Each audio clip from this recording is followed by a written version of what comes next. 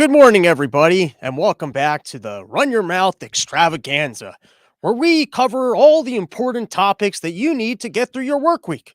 It was the weekend, you were at Super Bowl parties, you were smashing Subway sandwiches, drinking beers, and then the day before that, you wanted to make sure that your stomach was ready for it, so you spent the whole day at home eating all sorts of fried foods so that you would make massive diarrhea Sunday morning, and then when you showed up to that party Sunday night, you already flushed all that diarrhea out of the system. You don't want to be doing your first unhealthy eating that you've done in a long time when you show up to somebody else's Super Bowl party, and then you're that guy who just eats a little bit of chicken wings and fried wings and whatever, and then you got to keep circling the house debating which bathroom would be best to shit in. You don't want to do that. And I know that the fans of this podcast are smart enough to know that the Saturday before Super Bowl Sunday, you got to stay home and smash all sorts of unhealthy foods, have a really wild Sunday morning, then you go for a workout, you show up to that Super Bowl party super hungry, already with all that diarrhea flushed out of your system so you can overeat in somebody else's home and enjoy your day. And I hope that that's the way that you guys celebrated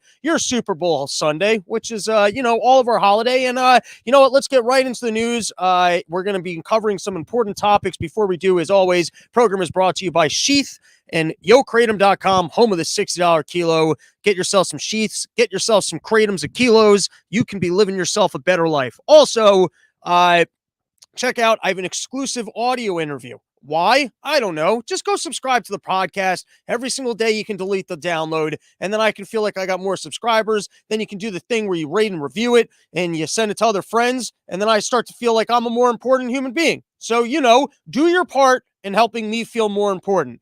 But exclusive audio interview with a mechanic out in Canada who did all sorts of research, really came in with that good old libertarian autism that you and I love so very, very much. This guy had all the facts and information, and the video didn't work right, so it's going to be exclusive audio. Go download the show. And then I'll start doing segments where there's a little bit missing from each so that you have to go listen to both and match it together so you can get one complete daily briefing. Isn't that fun? All right, let's just get right into, here are some topics that we're going to be covering on today's broadcast. I want to make sure that everyone knows that you will be informed if you listen to this thing. So we're going to be covering what kind of poo did Odell Beckham Jr. Feature at his post-Super Bowl party. The guy was victorious. We've got the inside scoop on what he had shat on his chest. We're also going to get into a discussion about whether or not Eminem is racist for kneeling during the national anthem. I mean, why does the one white guy show up and then pretend like he's the more supportive of black people? We don't have to get too worked up. We'll look into that later.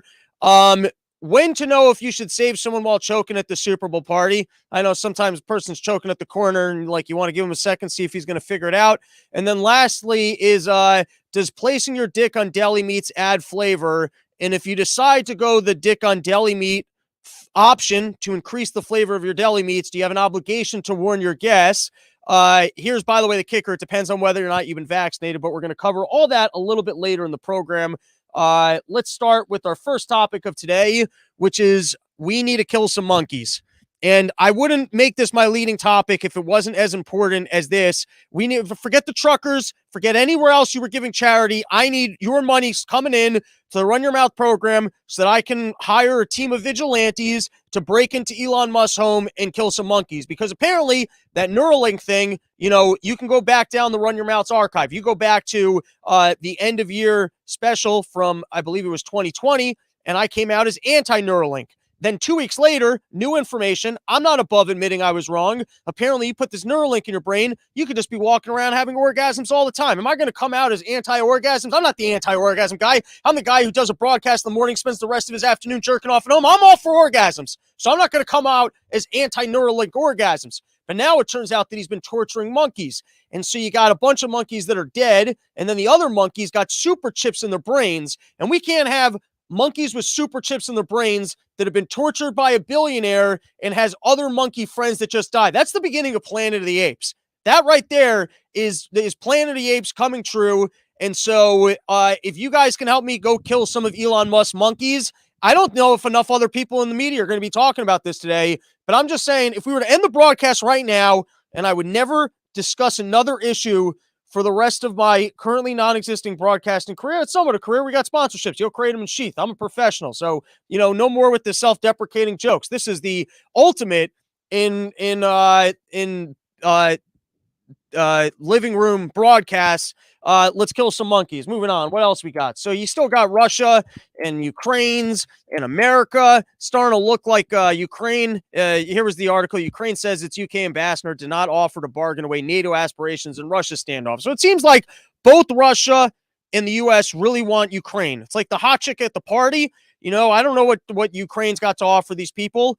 Maybe it's wealth and stuff because it's so corrupt over there. It's easier for them to steal in Ukraine. And Biden's like, well, I want that stolen money. And Putin's like, no, you get off Ukraine. I've been eyeing Ukraine for a while. And so I'm just going to propose what I do. Just go for the fat chick in the corner.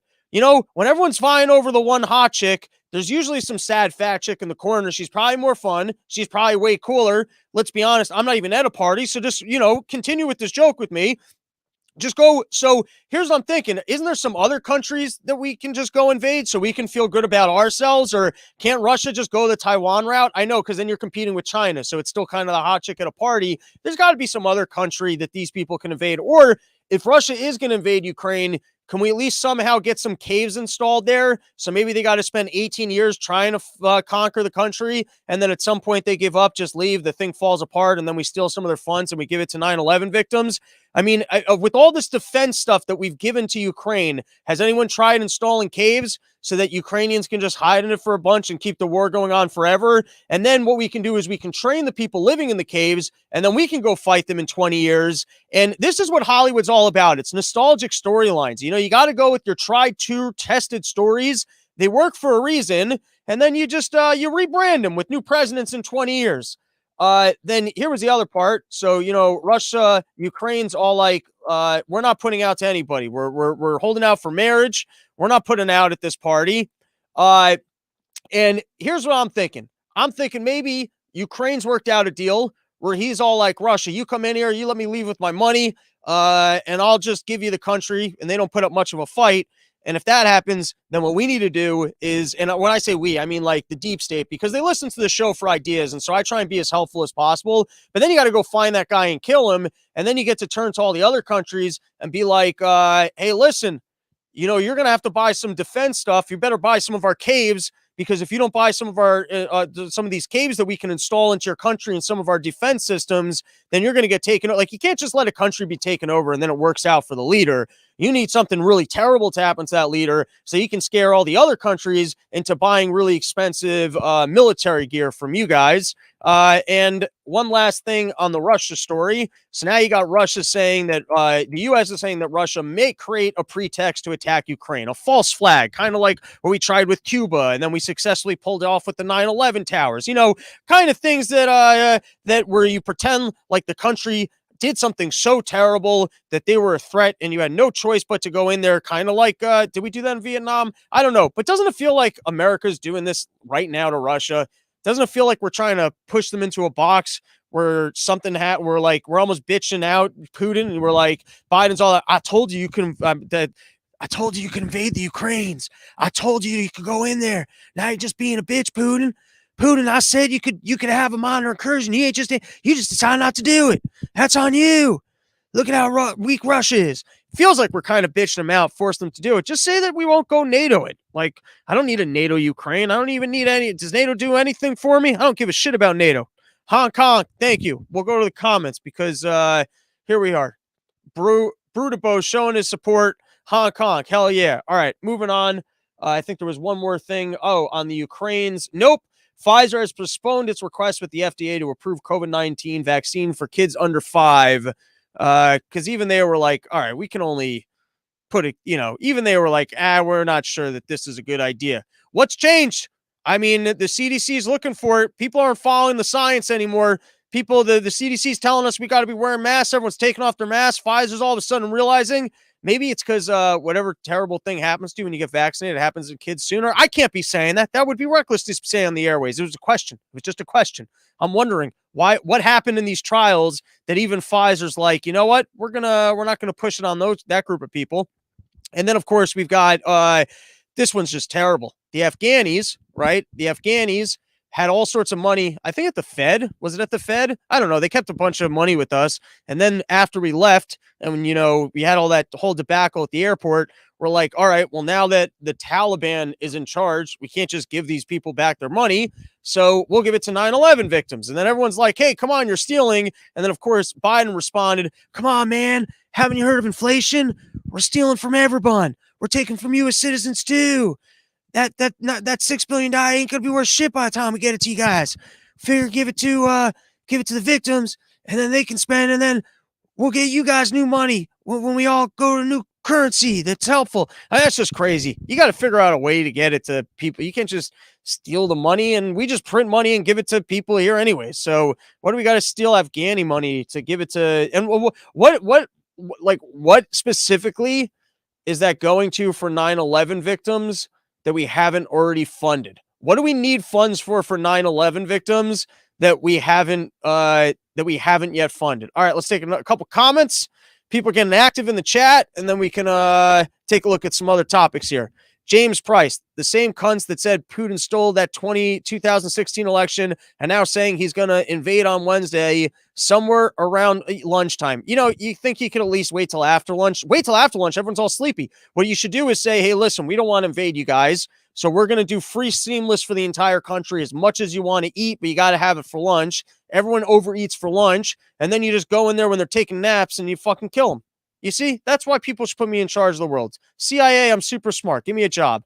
Andrew, I'm not going to read your last name. Robbie is dressed like he's going to teach Sarwark how to chop trees after the show. I would hang out with Sarwark. He's got the in with the Asian pussy. Oh, wait, no. I'm thinking of the guy in California. Mix up those names. Last comment. Damn it, Biden stole all that money I spent on heroin from the Taliban. Ain't that true? All right, next news story. Here we go. Freedom Convoy protesters continue to block Ambassador Bridge. I'm not clear on what's happening. So they said that they cleared it out. Now we got new news stories of people coming in. It's like reinforcements are coming in. I've got an idea for how we can fund this thing forever. We got to figure out what's your price tag for clogging up a bridge, going to jail, and then we just short GM shares. We figure out the companies that need that bridge in order to survive. We short them. Maybe we get some funding for Elon Musk so that his electric vehicles can make even more money because he's got different supply lines. And it's just a feedback loop. People get arrested, right? GM shares go down. We shorted the shares. We send it to the people at the bridge. Everybody wins. Next topic. Clinton campaign funded attempt to infiltrate Trump servers, new legal filing alleges. And firstly, it's just an allegation. I mean, in terms of allegations, they alleged that Trump was a Russian asset for 3 years. You want to know why Trump was so fucking crazy? I mean, you made him crazy. Talk about the gaslighting of the entire. You pretended like he was a Trump that he was colluding with a foreign nation after you hacked his stuff. You spied him illegally. You make up the entire story. You can't even plant good evidence about it. That's all we have to hear about for 3 years. Guy just wants to build a wall and he can't focus on the one thing that he wants to do, which is build a wall. Then they keep giving him paperwork telling him that nobody likes him and how he's a Russian asset. He's like, this stuff is so false. I'm just going to flush it down the toilet. And now everyone in the news is talking about how Trump made shit so big that it would come out and stuff up the things. And I'm just trying to say you can't feel bad for Trump because, he's a child and he's not a nice person and he talks really funny. But in this case, here's the big problem is that the system already won, right? So they made this thing up now it's like 5 years ago. They dismantled Trump's political power. They tied down the entire country and talking about bullshit for, a couple of years. They already won. They got what they needed out of that. So for to even pretend oh, this is amazing. Look, the truth is coming out now. We need to figure out, firstly, we need to say factually 100%, hey, look, the Clinton machine actually did something terrible here. Then there needs to be some serious repercussions for the Clinton machine and everybody who propagated that lie. And we almost need to go back in time to how annoying it was every time you had to go anywhere and have a conversation with anyone and convince them that Trump wasn't a fucking traitor from Russia, which it's going to be the same thing with the entire fucking vaccine story. But, one topic at a time, we got to figure out how there's harsh ramifications for being wrong on things. And then we got to figure out how we can speed up this process of figuring out that things are wrong, because otherwise it's always in your incentive for the political elites to just make shit up and pose it on us. I mean, I've been yelling about this for a while, that like government just gets to do illegal things and there's no penalty for being wrong. But this is like kind of the same thing with news and information, where the deep state, right? They wanted to basically undermine Trump's presidency, right? So they invent this whole story about how he's actually working with Russia. The media goes nuts about it for 3 years. Turns out that it's not true. No one apologizes. No one loses their job. No one is like responsible for getting things wrong. Everyone just points to someone else and goes, well, that's the intelligence person, and he told me this, and we were just going off of that. And well, the prosecutors didn't have enough information to actually bring a case, but they never said that he didn't do it. What a fucking sham that was. And then Mueller, who's actually like apparently like a genius FBI guy who's been there forever, is so slick and fucking like fucking snake-like. He shows up in front of Congress and is telling, what? I'm confused. I wrote that. That was in a paper. All of a sudden he turns into like a Keanu Reeves character. What, man? I don't know. We put that in a report. Oh, he wouldn't have said that. And so now it's whatever amount of years later, the damage has been done. And so I don't know. We got to figure out how to speed up the proving things false and there being responsibility for lying to everybody on such a mass level. All right, moving on. Super Bowl ads. Coinbase, Budweiser, and more pay an average of $6.5 million for 30-second ads. Firstly, is Coinbase getting into fractional reserve Bitcoining? I want to know. I don't trust these platforms. I feel like everything that exists in banking probably exists with like your Geminis and everything else. Also, the Coinbase fees suck. Last time I tried to buy some, I couldn't believe how much the fucking fees were, so I'm done with them. I'm going to give all the Winklevoss twins my money. I'm going pure Gemini. If I'm going to get robbed, I'd at least like less fees on every transaction before I realized that my money wasn't actually there. And I know all you people are like, get yourself a wallet. If you're still on the platforms, you don't even understand what crypto's all about. You're still empowering the powerfuls. And you know what? It's enough. I can only do so much but fuck Coinbase. I'm at least there. I'm at least at that level. And then once the Gemini not the Hodge twins, the Winklevoss twins do something that pisses me off, then maybe I'll take all my Coinbase and I'll put it in this drop ceiling, but not in that spot, not at the spot I just point to. So don't come rob my apartment that barely even has a deadbolt. Moving on. Here was my takeaway from most of these commercials. It was just brands mocking us about how much money they have, where they're like, look, not only can we afford this spot, but we can also afford this celebrity that you probably don't even really care. It was like, how many celebrities can we shove into single ads? Especially like the Michelob people did that, and they're just bowling. It wasn't even fun bowling. They didn't even try and tie it in with the Big Lebowski. And then also, bowling alleys don't look like that anymore. Bowling alleys used to be cool. They used to look like that. Now they're all like these trendy fucking disco places. But so Michelob people, they saw how many celebrities they could shove into a commercial. BMW just had Arnold for no reason. Didn't even make. How hot does that chick still look? How does she still look as good as she does? I'll start saving money and using her plastic surgeon. My God, what's her name? Salma Hayek. Jesus Christ, did she still look good? But that was basically my takeaway. Weren't too many good commercials, just loading up celebrities into them. I will say I'd like to comment on the Facebook commercial. I don't know if anyone else has commented on this yet, but how creepy was that one, where they were basically going, hey, listen, you might be a piece of trash and the world might have thrown you away, where there's no place for you in the world, but you can come on to the digital landscape and feel like a human being once again. Let us restore your dignity, you human piece of old trash that nobody cares about, by entering into a digital landscape where you can feel like a human being again, you piece of trash. Thank you, Facebook. All right, moving forward.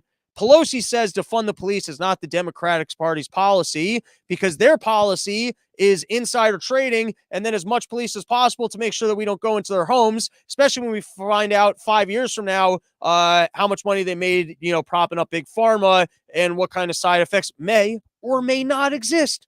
Very crucial. You say may not, and then you haven't actually said anything. That's how I become a media machine. You make sure that everything you say sounds like you're saying something really intense, but then you use these little small words that, make every statement you say completely irrelevant.